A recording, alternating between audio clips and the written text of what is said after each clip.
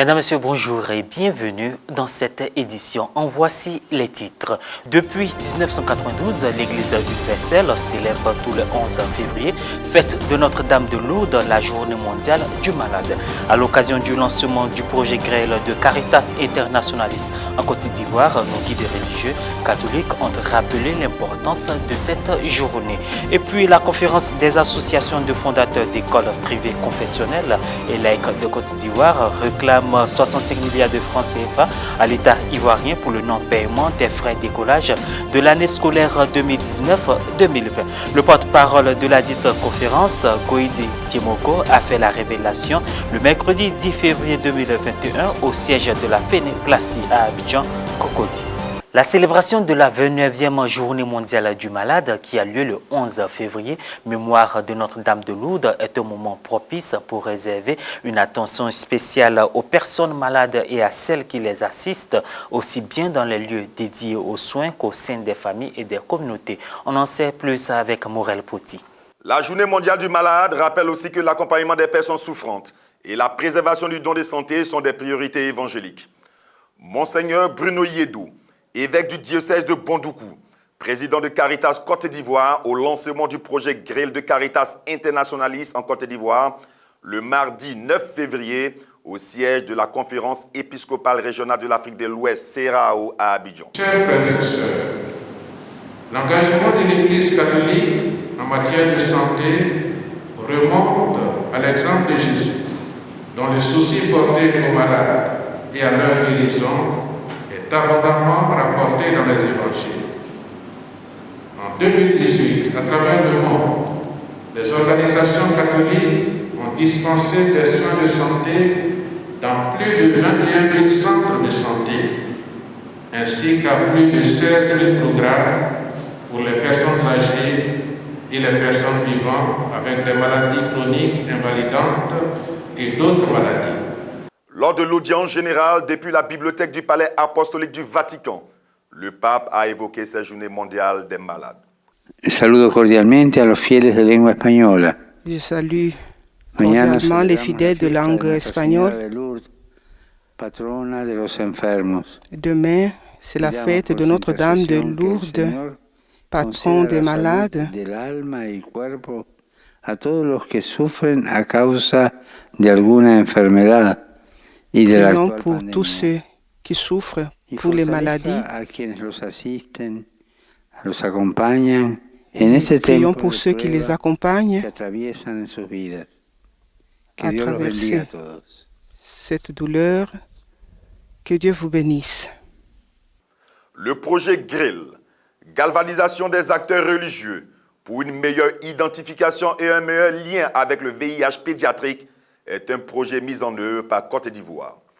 Les communautés d'organisations confessionnelles ont un rôle majeur à jouer dans la course vers la réalisation du contrôle de l'épidémie de VIH. Le révérend Père Thiémélé Tano Jean-Pierre, secrétaire exécutif national de Caritas Côte d'Ivoire, s'est montré proche des personnes souffrantes et les a assurées de la sollicitude et de l'affection de l'Église. C'est d'abord savoir, c'est l'image du Christ. Le Christ qui s'est toujours souvenu des personnes malades. Et nous voyons qu'au cœur de la mission de Jésus, il a porté assistance aux personnes malades, il a guéri ces malades-là, il a ressuscité les morts.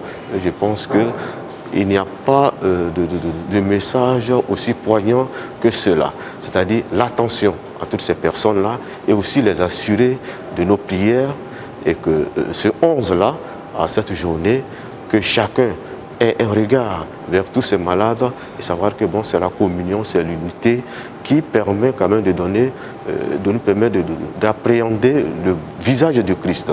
Parce que le Christ s'est associé aux malades, aux bien portants, mais aussi à toutes ces personnes pour qu'elles puissent vraiment bénéficier d'un mieux-être.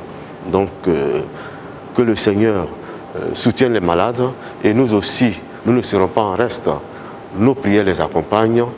Et c'est chacun à son niveau, dans son foyer, qui doit être vraiment un peu comme un acteur durant cette journée dédiée aux malades.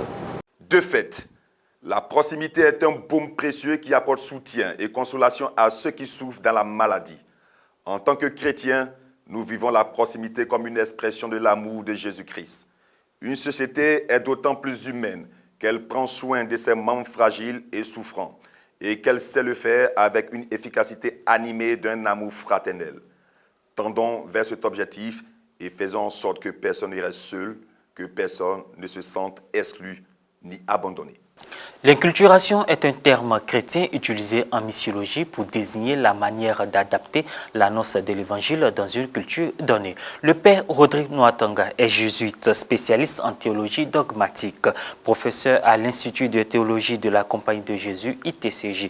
Il nous explique le concept de l'inculturation. C'est un mot qui paraît un peu barbare, incompréhensible pour beaucoup, mais c'est simplement pour dire que la parole de Dieu prend chair dans nos cultures.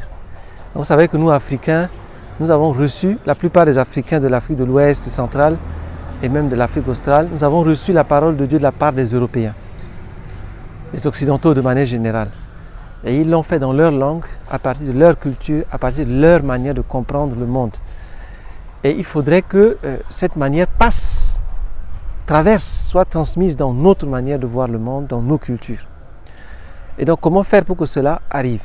C'est cela qui a en fait donné naissance au mot inculturation. Donc simplement que la parole de Dieu, que les représentants d'une certaine culture sont venus pour proclamer leur foi à une autre culture, eh bien ce mouvement-là d'une culture qui annonce vers une culture qui reçoit l'annonce, c'est cela l'inculturation de la foi chrétienne.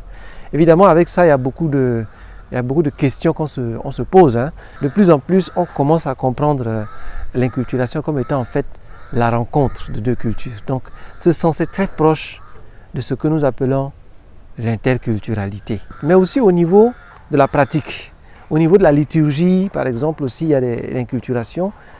Par exemple, pouvoir jouer au tam-tam à la messe, ce n'était pas le cas avant. Par exemple, pouvoir s'habiller comme on s'habille normalement pour aller à la messe, ce n'était pas le cas avant. Par exemple, pouvoir écouter la messe dans sa langue maternelle, ce n'était pas le cas avant. Tout ça, ce sont des tentatives d'inculturation, dans le sens où on essaie de faire en sorte que la parole de Dieu prenne chair dans les cultures. Éducation à présent, les présidents des associations des fondateurs d'écoles privées confessionnelles et laïques de Côte d'Ivoire s'apprêtent à fermer leur école pour dénoncer le non-paiement des frais de scolarité des élèves affectés par l'État de Côte d'Ivoire. Plus de précisions avec Morel Poti. Le cumul des passifs dus par l'État aux fondateurs des écoles privées confessionnelles et laïques de Côte d'Ivoire s'élève à plus de 65 milliards d'impayés des frais d'écolage pour l'année scolaire 2019-2020. 1,5 milliard au titre des passifs de l'année scolaire 2011-2012 validés après audit et 54 milliards au titre des divers passifs constitués de 2001 à 2020. Soit au total 65 milliards pris en compte sur le budget 2020 et 53 milliards non couverts par un budget. Au cours d'une conférence de presse qu'ils ont animée le mercredi 10 février au siège de la Fénéplacie par la voix de la présidente de la fêtière, le père Jean-Luc Indrema et du porte-parole Goïdé Tiemoko, les fondateurs ne sont pas allés par quatre chemins pour dénoncer l'attitude de l'État. L'État ne respecte pas ses engagements, notamment financiers, vis-à-vis de l'enseignement privé. Nous sommes au rouge et nous sommes obligés de nous arrêter, préviennent-ils. Les associations des fondateurs d'écoles privées, confessionnelles et laïques de Côte d'Ivoire indiquent par ailleurs que les clauses financières des conventions en cours sont caduques depuis plus d'une décennie et l'État traîne les pieds pour les réactualiser. Mais aussi, l'inadéquation entre les affectations et le budget alloué est devenu le mode de financement de la politique de gratuité de l'éducation. Les montants des mandats payés par le Trésor ne correspondant pas au montant des décisions ou titres de créances détenus par les fondateurs, déplore-t-il. Comme on le constate, les griefs sont nombreux et les fondateurs menacent de fermer leurs établissements si rien n'est fait dans les jours à venir. Ainsi prend fin cette édition. Merci de nous avoir suivis. Merci de votre fidélité.